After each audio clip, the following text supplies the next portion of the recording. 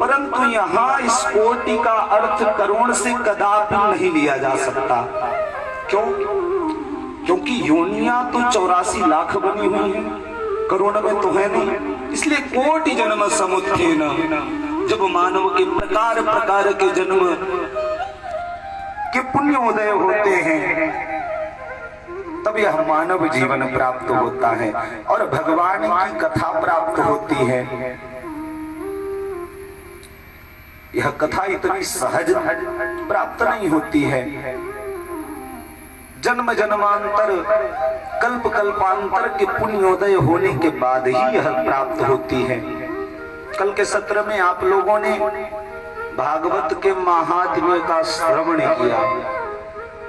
क्यों सुनी जाती है भागवत की कथा? भागवत की कथा किसने किसने श्रवण किया और श्रवण करके क्या क्या फल प्राप्त किया, जिस विषय में इन सभी बातों का विशुद्धान्वेषण किया जाए वही तो भागवत का महात्म्य है। क्यों की जाती है भागवत के महात्म्य की कथा? क्योंकि जाने बिनु न होई प्रतीति, जाने बिनु न होई प्रतीति, जाने बिनु न होई प्रतीति, जाने बिनु न होई प्रतीति, जाने बिनु न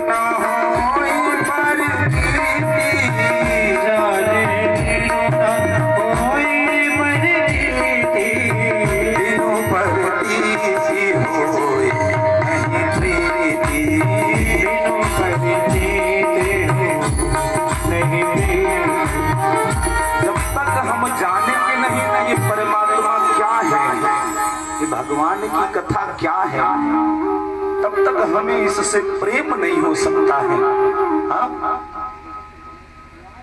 इसलिए प्रथम ने भागवत के महात्म्य की चर्चा करी, परंतु सोई जानत जेहू देत जनाई, सोई जानत जेहू जनाई, जानत तुम्हारी तुम्हारी होई जाई, जानत तुम्हारी होई जाई, जानत तुम्हारी तुम्हारी होई जाई, जानत तुम्हारी। हमने अभी बताया ना, यह भगवान की कथा इतनी सहज नहीं है जो प्राप्त हो जाए। भगवान जिसे चाहेंगे वही भगवान की कथा को प्राप्त कर सकता है, अन्यथा हम कल भैया हमारे बता रहे थे, सोनू भैया, कि महाराज जी इस कथा की चर्चा पिछले सत्र से ही चल रही है, हाँ अप्रैल से ही चल रही है, परंतु अब जाकर के यह संभव हो पाया। क्या व्यवस्था में कोई कमी थी? व्यवस्था में कमी नहीं, करने वालों की कमी थी, वो भी नहीं थी। लेकिन फिर क्यों नहीं हो पाया? क्योंकि भगवान की कृपा नहीं प्राप्त थी ना जी।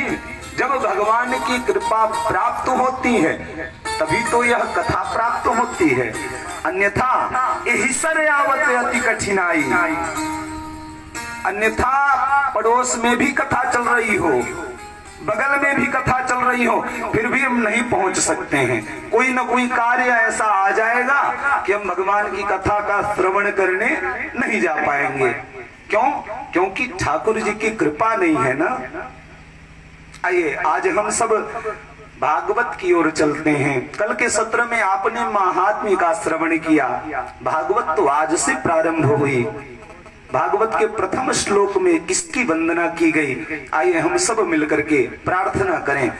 जन्माद्यस्य यतोऽन्वयादितरतश्चार्थेष्वभिज्ञस्वराट् तेने ब्रह्म हृदय आदि कवये मुह्यन्ति यत्सूरयः तेजो वारिमृदां यथा विनिमयो यत्र त्रिसर्गो मृषा धाम्ना स्वेन सदा निरस्तकुहकं सत्यं परं धीमहि।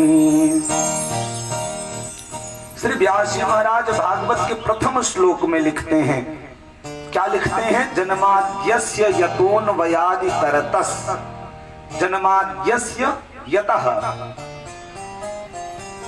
ये ब्रह्म सूक्त का द्वितीय सूत्र है।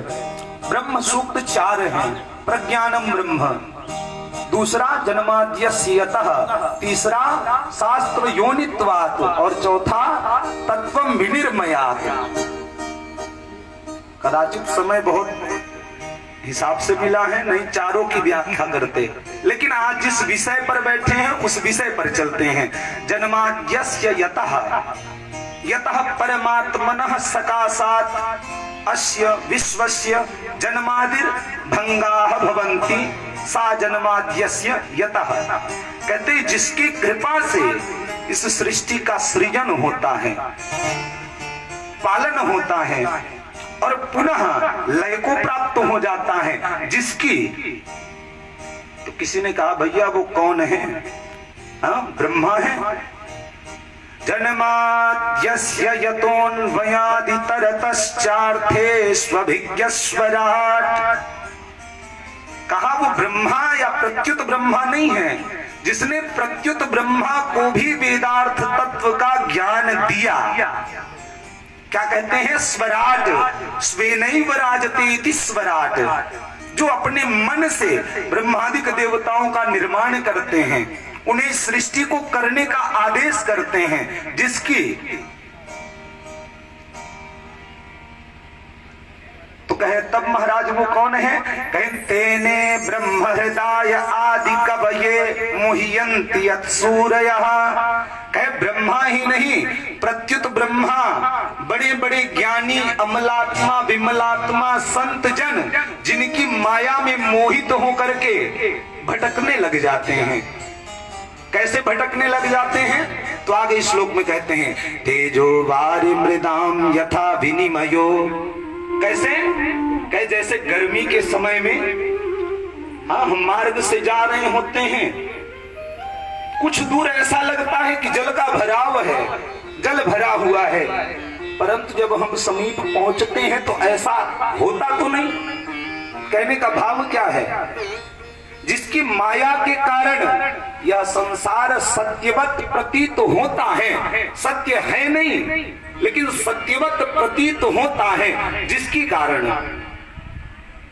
कहे और उसके विषय में बताइए। तो कहे यत्र त्रिसर्गो मृषा, जिसके नाम में तीनों तापों को नष्ट करने की क्षमता है, जिसके नाम नहीं ले रहे हैं। दैहिक दैविक भौतिक तापा, जिसके नाम के स्मरण मात्र से यह तीनों पाप ताप संताप नष्ट हो जाए। धाम्ना स्वेन सदा निरस्त कुहकम सत्यम परम धीमहि।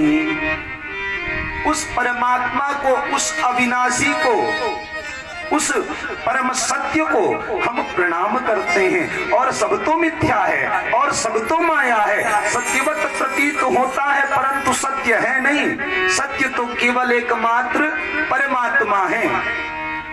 किसी ने खड़े होकर के कह दिया महाराज आपने सत्य की ही वंदना क्यों करी? अन्य अन्य पुराण हैं, अन्य अन्य शास्त्र हैं, उनमें प्रारंभ में किसी न किसी देव विशेष की वंदना की गई, लेकिन भागवत में केवल सत्य की वंदना की गई। ऐसा क्यों? रामायण में तो तुलसीदास बाबा 2 दिन तो केवल वंदना में ही निकल जाते हैं। याभ्याम बिना अनुपश्यन्ति श्रद्धा स्वांतस्थमेश्वरम भवानी शंकरौ वंदे श्रद्धा विश्वास रूपिणौ बंदौ प्रथम महीसुर चरणा। नाना प्रकार से वंदना करते हैं। फिर व्यास जी ने केवल सत्य की वंदना की, ऐसा क्यों? व्यास जी ने कहा भैया हमने सत्य का वंदन करके यह बताया है कि हमने किसी की वंदना नहीं छोड़ी, हमने प्रत्येक की वंदना करी।